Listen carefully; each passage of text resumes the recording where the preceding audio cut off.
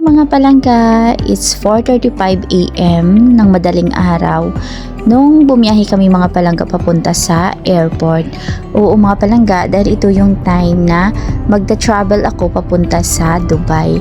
At talagang napaka-excited nga ako dito mga palangga. Hinatid ako ni Habi at ayan ang aking panganay sa airport. So excited ako na kinakabahan mga palangga dahil first time ko nga mag-travel na ako lang ang mag-isang aalis kasi nasanay kami na sa tuwing nagta-travel kami, buo kami as a family. Pero this time ako lang mag-isa ang aalis. So wala akong baggage mga palangga, hand carry lang ang dala ko, isang maleta, ayan at nakikita nyo. So pagkalagpas ko ng immigration mga palangga ito at nakapila na ulit kami, sumakay kami ng train papunta sa waiting area mga palangga at talagang kinakabahan ako mga palangga kasi hindi ko talaga kabisado pa yung mga proseso at paikot-ikot dito sa loob ng airport. Mabuti na lang talaga mga palangga at ang pabait ng staff dito sa airport, talagang i-guide ka nila step by step kung saan ka susunod na pupunta. At ito mga palangga, nakapasok na ako dito sa waiting area. Dumaan muna ako dito ng duty free. Madadaanan mo itong mga palangga bago ka makarating sa waiting area or sa boarding area. Ayan, so nag-antay muna ako mga palangga at ito, nakikunik ako ng internet dito sa kabayan. Napakabait niya dahil internet lang talaga yung hiniling ko sa kanya na tulungan niya ako mag-connect kasi hindi ako makakonek. Pero ito at nilibre pa niya talaga ako ng coffee. Kaya thank you so much sa iyo kuya sa libreng pakapi mo sa akin. So napakabait ng mga kababayan natin dito sa airport mga palangga. And after nyan mga palangga, tapos na akong mag-coffee nyan, pero dumating ulit ang isa pang family friend mga palangga, ito si Jonathan, at gumawa ulit siya ng coffee. At this time mga palangga, hindi na lang para sa akin dahil meron akong na-meet dito ng mga kababayan pa natin na dalawa. Nagtrabaho sila dito sa Jeddah at tapos na ang kanilang project. 3 weeks silang nag-work dito, so babalik na sila ng Dubai. At ayan mga palangga, salamat pala Jonathan sa pagkapi mo sa amin. Eto at pa-boarding na kami mga palangga. Ang airline na pala na sinakyan ko ay ang Linus. Ito nga silang dalawa, ayan tingnan nyo, at nagko-coffee sila. So hindi nga nagtagal mga palangga pagkapasok namin sa eroplano, pagka-boarding namin mga palangga. Eto at paalis na kaagad yung airline na sinakyan namin.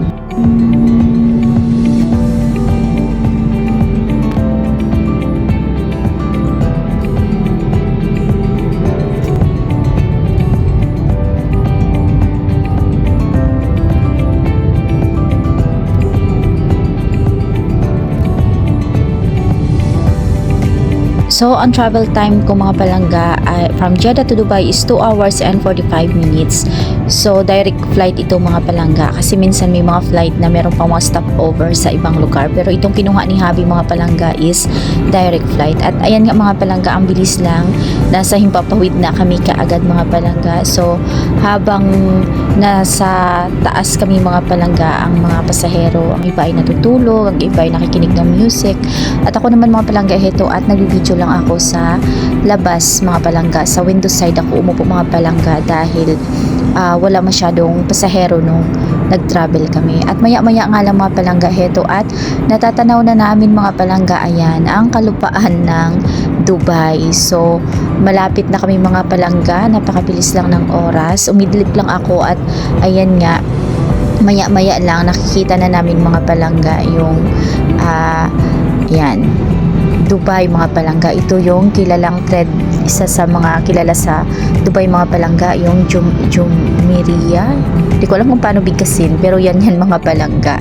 So tanaw na tanaw mo yung parang Palm Beach mga palangga ng Dubai. At syempre pa yung kanilang mga high-rise building mga palangga. Alam naman natin na isa sa mga kilala sa Dubai mga palangga ang kanilang mga high-rise building, yung kanilang Burj Khalifa Tower mga palangga, isa sa mga kilala dito. So ayan ang mga palangga, sobrang excited na ako at mamimit ko na yung aking kapatid mga palangga. Yung kapatid ko nga pala ay nandito sa Dubai. Dito siya nagtatrabaho mga palangga. I think kung hindi ako nagkakamali na sa 9 years na siyang nagtatrabaho dito sa Dubai at bihira lang kaming magkita mga palangga. Hindi ko na maalala kung anong taon kami huling nagkita, pero nag-travel na kami papunta dito mga palangga This is actually my third time mga palangga na pumunta ng Dubai.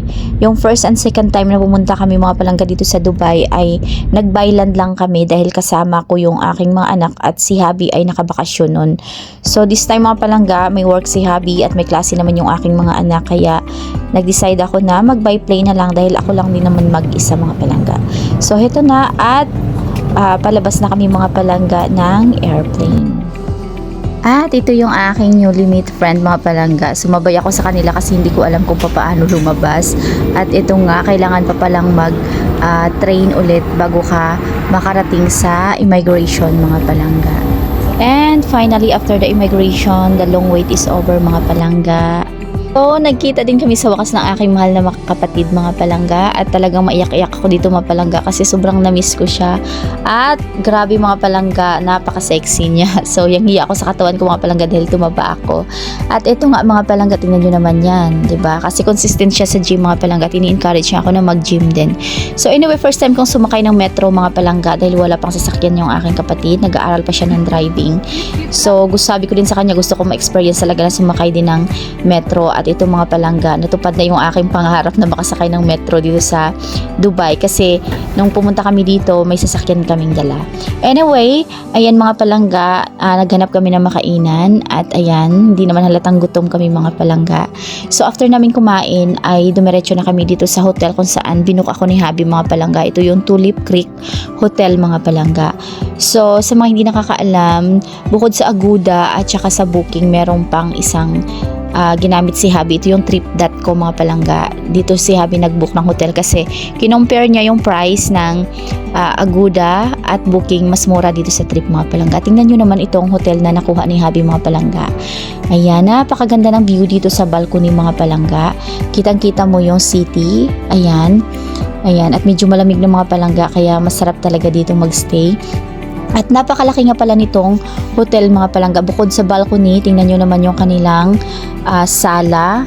Meron ng sala, meron ng TV dito sa sala mga palangga. At merong dining, ayan, ang laki ng dining table. At meron din dito mga palangga na kitchen. Kasi itong kinuha ni Habi mga palangga is furnished apartment. Furnished hotel apartment mga palangga. There is also a cooking... Cooking pot like one here. Yeah, okay. This is electrical. There's a knife? Yes, yes, yes. Okay. This is inside washroom.